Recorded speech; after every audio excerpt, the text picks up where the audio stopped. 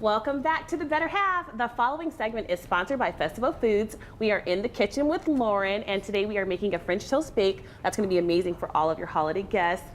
Danielle's here. Help us, Lauren, put us to work. Yes, so we're making basically Christmas morning brunch, if you will. So what I love about this French toast bake that we're going to make today is that you can make it the night before, pop it in the fridge, and then just bake it the next morning, which I know Christmas morning can be really crazy. Yeah. Is it crazy for you guys too? Yeah. Yes, Yeah, so absolutely. this is a really easy recipe.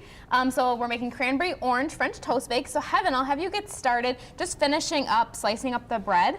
So the bread that we're making today is the sprouted grain bread from our bakery department at Festival. What I love about this bread is it's whole grain, it's sprouted grains, which we know are good for us. And then also it's got some raisins in there too. It's very thick. Yes, it's hearty, but we like using hearty bread in this recipe because it's going to soak up all the goodness that Danielle, I'm going to have you get started on. Alrighty. So we have a little bit of milk in here. If you can toss in the eggs. So this is the mixture that we're just going to pour over the top. And then we've got a little bit of orange juice, if you want to add that in too. So that's going to be the orange part of the cranberry orange. Perfect, Heaven. If you want to throw that in here. And why did you pick this particular bread? We like it because it's whole grain, so it's good for us. But also I like the raisins just because it adds a little bit of touch of that extra sweetness. Yes. But again, like you had mentioned, oh, this is really thick. It's hearty, so it's going to soak up all that really, really good stuff. Awesome. So the last couple ingredients I'm just going to toss in here. We've got a little bit of nutmeg. That is cinnamon. So you can toss it in. And then a little bit of maple syrup for a touch of sweetness. So if you want to finish whisking that up, and then we'll pour I'm glad you gave that top to Danielle. And I'm like trying to make sure this stays inside the bowl. Yep. But these are all pretty standard ingredients you probably already have at home, so it's not an overly complicated recipe, and we don't want Christmas brunch to be overly complicated. No, you want it to be really convenient and simple. I like that you said you can prepare it ahead of time, because on Christmas morning, I mean, for me, it's like I've got little ones, so we are literally running out the bed, like to the living room to open gifts. So I'm not cooking That takes me Christmas back. morning. Yep. So what you would do is, if you want to pour this over the top, that looks perfect. Good job, Danielle.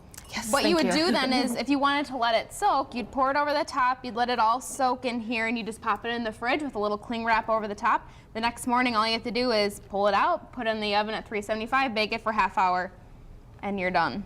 And you're done. It's that simple. So our last ingredient that we're adding in some fresh cranberries, just because they're pretty. They pair nicely with that orange flavor. It is pretty. So you could use fresh, or you could use frozen. There are frozen cranberries available as well. So our finished product over here, if we want to slice them up and give it a try, I would love to. So I pretty. can smell it, and I just can't. And you could customize it too. You could leave out the cranberries if you have kiddos in your home that don't really care for cranberries. Or you you could can use add your more to favorite it. type of bread, whatever you have at home that you prefer. I know you were mentioning you like the Texas toast, right?